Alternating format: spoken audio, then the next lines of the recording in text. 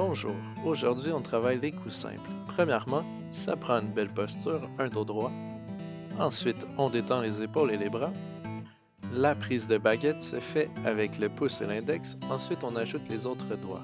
On oriente la paume de la main vers le bas. La position des baguettes est en triangle et les coudes sont légèrement éloignés du corps. Le plus important, c'est l'égalité des coups et la symétrie des baguettes.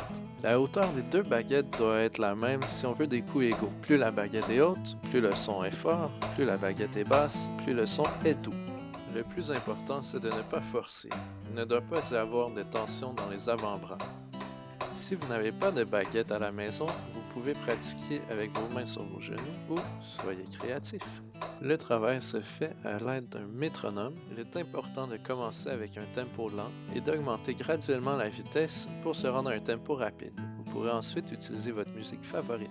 Pour ce qui est de la partition, on commence par la première ligne avec le doigté droite, gauche, droite, gauche, droite, gauche, droite, gauche. On répète les deux mesures et ensuite on peut recommencer avec le doigté contraire.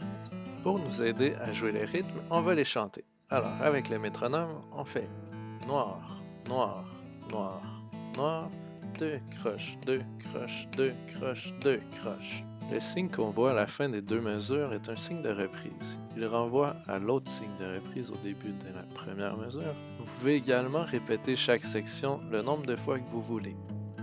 Il y a plusieurs façons de travailler cet exercice. La première, deux mesures à la fois, en changeant les doigtés, comme je l'ai expliqué au début. La deuxième, du début à la fin, en suivant un doigté, et on recommence au début avec le doigté contraire.